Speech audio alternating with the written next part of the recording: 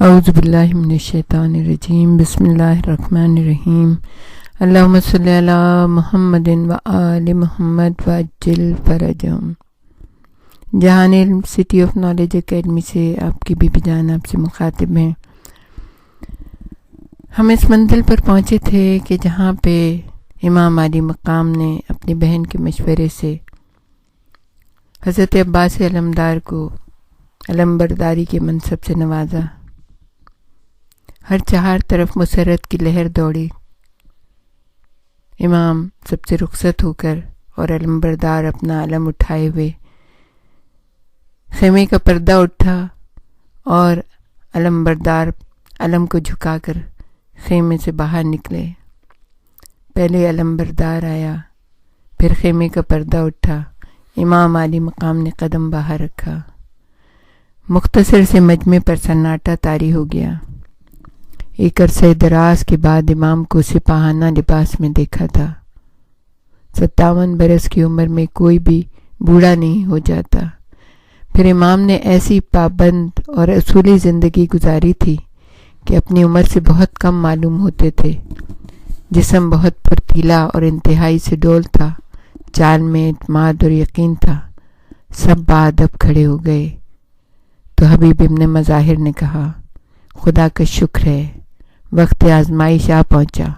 ہاں دوستو، سرفروشی کی تمنا دل میں گھٹ کر دم نہ توڑ دے۔ آج جنگ کا مزہ ہے، خوب دل کے ارمان نکلیں گے۔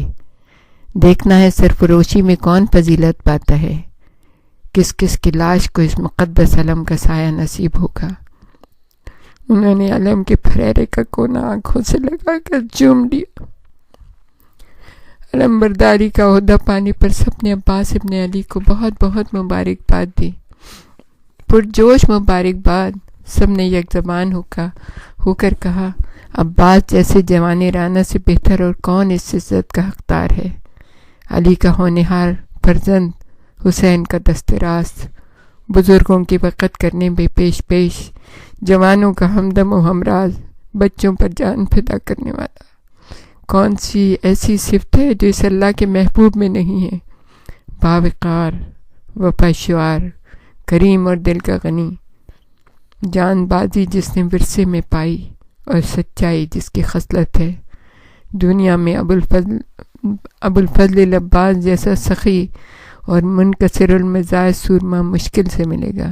ان کی دوستی نعمت اور غصہ خدا کی پناہ۔ عباس پرچم کو لے کر کھڑے ہوئے تھے۔ سبز پرچم ایک تناور درخت کی طرح جھوم رہا تھا۔ اس کے سائے میں علی کلال فخر سے سر اٹھائے کھڑا تھا۔ پنجے کے نور سے سورج کی آنکھیں بھی چکا چوندھ ہو رہی تھیں۔ پھریرے کی ایک ایک شکن موج کوثر کی یاد تازہ کر رہی تھی۔ ننھی سکینہ نے بڑے پتے کی بات کہی تھی، چچا جان، علم کو دیکھ کر پیاس بجھ سیر جاتی ہے۔ اللہ اللہ، کیا عجیب و غریب فوج تھی۔ گنتی کے چند افراد مگر ایک ایک اپنی جگہ بے مثال، دشمن کے ہزاروں پر بھاری۔ ایک ایک ہاشمی جوان اپنی مثال آپ تھا۔ ایک طرف خوبرو علی اکبر، جنہیں سب ہم شبیہ پیغمبر کہتے تھے۔ چہرے پر نوجوانی کے باوجود رعب اور دبدبا تھا۔ قاسم کی شان ہی نرالی تھی۔ کچھ بچپن تھا، کچھ آمد شباب کی حدت۔ جنگی پوشاک کا بوجھ عجیب سا لگ رہا تھا۔ شیر خدا کے نواسے اون محمد کو اس کمسنی میں مسلح دیکھ کر کلیجہ مسل جاتا تھا۔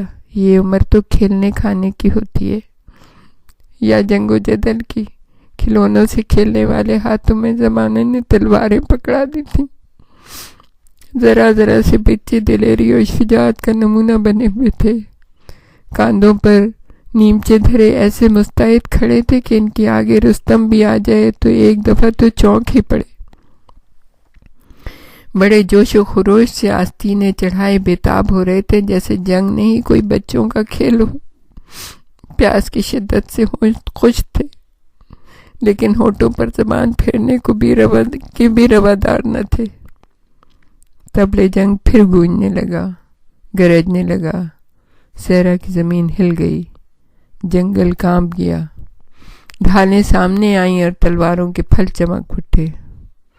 सब सर से कफन बांधकर मौत को लब्बैक कहने के लिए तैयार हो गए। यकबारगी फौज हुसैनी से एक नारा बुलंद हुआ, नारे हैदरी या अली। गनीम की फौज में गुल पड़ गया। ये नारा बड़ी बड़ी फौजों को पीठ दिखाने पर मजबूर कर चुका था। नेज़े बुलंद हुए और चिल्लों पर तीर चढ़ाए जाने लगे। इमाम आली मकाम अपनी फौज के सामने आकर खड़े हुए। अभी कोई हमारी तरफ से पहल नहीं करेगा। मैं साहिब कुरान का फर्जंद हूँ। मैं कभी पहले दुश्मन पर हमला न करूँगा। क़त्ल गारत मेरा पेशा नहीं, सिर्फ अपने अजीज़ों की जान और नामूस की हिफाजत में जिहाद करने पर मजबूर हुआ हूँ। फिर बुलंद आवाज़ में गनीम की फौज से मुखातिब होकर कहा, अगर मुनासिब समझो तो थोड़ी देर के लिए बाजों का शोर बंद कर दो। मैं तुमसे कुछ कहना चाहता हूँ, गौर से सुन लो। ये सुनते ही गूंजती गरजती फौज पर एकदम सन्नाटा छा गया। तबले जंग खामोश हो गए, करने की आवाज़ घुट गई और झांझ साकित हो गए। बाजे कहाँ बजाते, इन लोगों के तो हवास ही बजाना थे। बड़े ज़ोर और शोर से चढ़ाई करके आए थे, मगर दिलों में रसूल खुदा की नवासी का रौब जलाल दहशत बिठाए हुए था। जब गुल थोड़ा कम हुआ तो इमाम आली मकाम की आवाज़ दश्तो सहरा में गूंजने लगी। ऊँटों के गले की घंटियाँ भी खामोश हो गई थीं। एक इमाम की आवाज़ थी जो पूरे सहरा में गूंज रही थी। जानते हो ये फौज कशी तुम किसके खिलाफ करने आए हो?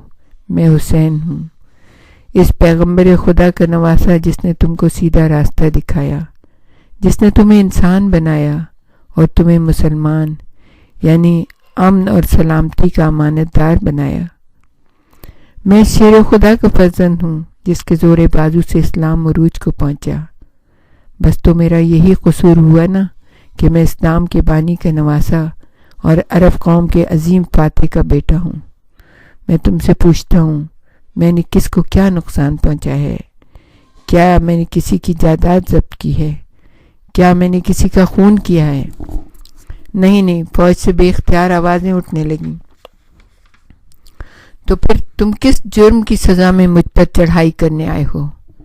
क्या कत्ल सादात से तुम्हें कोई सवाब मिलेगा? नहीं, फौज के हलक से वही सदा बुलंद हुई। क्या अपने नबी के ख़ानदान का आखिरी चिराग बुझाकर तुम्हारी नफ़रत की आग बुझ जाएगी? नहीं, तो फिर क्यों मुट्ठी भर मजलूमों पर इतनी ज़बरदस्त फौज लेकर हमला आवर हुए हो? क्या यही अरब कौम की बहादुरी और जमाबंदी का तकाजा है? शिमर की फौज में परेशानी फैल गई। इब्ने ज़ियाद बौखला गया। हुसैन इब्ने अली हमारी फौज को बरकला रहे हैं। इनके यकीन और ईमान पर चोट करके उन्हें बौखला देना चाहते हैं। इन सिपाहियों से कहो यूं भौंके ना जाएं, बेसमझे बूझे नहीं ना कहें। फौरन सरदारों ने अपने दस्ते के मुजूर सिपाहियों के मुंह बंद कर दिए। एक ख़ास दस्ता जो चुने हुए पील तल सिपाहियों पर मुश्तमिल था, लश्कर पर चाबुक की तरह इस्तेमाल किया जाता। इमाम जो कुछ कह रहे थे वो ज़्यादा सिपाहियों की समझ में नहीं आता। सिपाही वैसे भी अक्ल कम रखते हैं। फिर ये फ़ौज किसी अजीम मकसद को वाज़े करने के लिए तैयार नहीं की गई थी। ज़्यादातर को तो ये भी खबर नहीं थी कि वो किसके खिलाफ फ़ौज कशी कर रहे हैं। बहुतों को तो इमाम हुसैन के बारे में कुछ ठीक मालूमात भी नहीं थी। अमीर माविया ने अपनी ज़िंदगी में आले रसूल का जिक्र करना फजूल और अक्सर जुर्म करार दे दिया था। सब उन्हीं को पैगंबर खुदा के जायज़ वारिस और मुसलमानों का खलीफा मानते थे।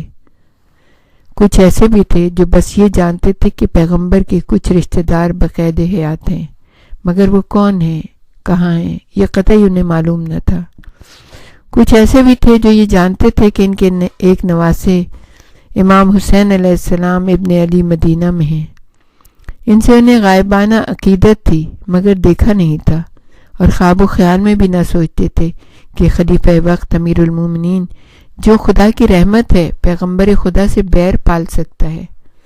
بہت سے تھوڑے ایسے لوگ تھے جو صحیح حالات سے بخوبی واقف تھے، مگر یا تو حر کی طرح کسی مغالطے میں تھے اور حکم حاکم سمجھ کر ڈیوٹی پر آ گئے تھے، مگر یقین تھا کہ خون خرابے تک نوبت نہیں آئے گی، کوئی راہ نکل ہی آئے گی، کچھ سمجھوتا ہو جائے گا، حسین قائل ہو جائیں گے، کچھ یزید کی طرف سے مروت اور رعایت ہوگی۔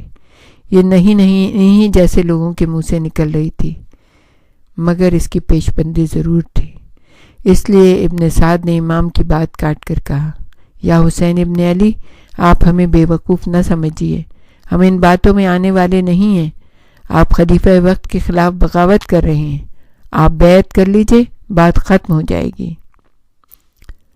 اگر جیسا کہ تم کہتے ہو تم بے وقوف نہیں ہو تو اپنی عقل مندی کا ثبوت دو اور صاف کہو کہ بات ختم نہیں ہوگی، جب تک میں زندہ ہوں بات چلتی ہی رہے گی۔ امام علی مقام نے مخاطب ہو کر کہا، ہم آپ سے قسم کھا کر وعدہ کرتے ہیں، اگر آپ بیعت کر لیں تو ہم آپ کو عزت سے کوفے کے حاکم کے پاس لے جائیں گے کہ یہ حکم ہم کو ملا ہے، ہمیں آپ کو ختم کرنے کا کوئی حکم نہیں ہے، یا تو تم چھوٹے ہو یا تم اپنے آقا کے ساتھ نمک حرامی کر رہے ہو، کیونکہ اگر ہمیں قتل کرنے کا حکم نہیں تو پھر ہم پر پانی کیوں بند کیا ہے؟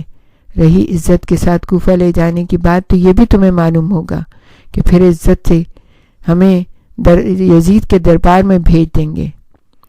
ہاں ہاں، اور آپ کا بال بیکا نہیں ہوگا، کوئی اور بولا، اگر آپ صلح و آشتی کے ساتھ خود کو ہمارے حوالے کر دیں تو آپ کی جان کو کوئی خطرہ نہیں۔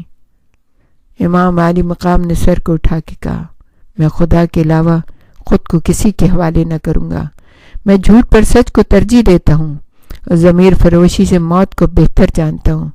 میں تمہارے بادشاہ کو اس قابل نہیں سمجھتا کہ اس کے ہاتھ پر بیعت کروں۔ رسول اللہ کی امت کو ایک ایسے انسان کے رحم و کرم پر ہرگز نہیں چھوڑ سکتا۔ معصوم اور بے گناہ انسانوں کے خون سے آلودہ ہاتھ پر بیعت کر کے اپنے یقین اور شعور کا گلا نہیں گھوٹ سکتا۔ یہ ناعاقبت اندیشی ہے۔ اے حسین، اگر آپ بیعت کر لیں تو آپ اہل و عیال کی جانیں بچا سکتے ہیں اور تمہارا بادشاہ مجھ سے خوش ہو کر مجھے مالا مال کر دے گا، زر اور جاگیر سے نوازے گا اور میری آل اولاد بجائے پیاسی دم توڑنے کے عیش و عشرت کی زندگی گزارے گی۔ اس میں کیا شک ہے؟ کوئی بولا، ہمارا آقا سخی اور دریا دل ہے، مگر وہ جو مجھے اس قدر نعمتیں دینے کا وعدہ کرتا ہے، اس کے عوض میں وہ مجھ سے کیا لے گا؟ کچھ نہیں، دوستی اور آپ کی خوشنودی۔ اس جواب کے بعد بھی کیا تمہیں دعویٰ ہے کہ تم احمق نہیں ہو؟ میری دوستی اور خوشنودی کے لیے وہ میرے قتل کا سامان کر رہا ہے، کتنی مضحک کا خیز بات ہے۔ یہ کیوں نہیں کہتے کہ اسے میری بیعت کے لیے کی اس لیے ضرورت ہے کہ وہ غاصب اور مکار ہے، فریبی اور دروغ گو ہے، اسلام کا ہر اصول پیروں تلے مسل کر داد عیش دینے کے لیے انسانوں کی زندگی اجیرن کر چکا ہے۔ وہ یہ بھی جانتا ہے کہ اس نے تلوار اور لشکر کے زور سے لوگوں کے منہ بند کر دیے ہیں، زبردستی ان کے سر اپنے قدموں پر جھکا دیے ہیں، مگر قوم کی خودداری اگر بیدار ہو گئی اور انہیں پوری طرح یہ احساس ہو گیا کہ ان کے حقوق سلب ہو گئے تو وہ اس کا تختہ الٹ دیں گے۔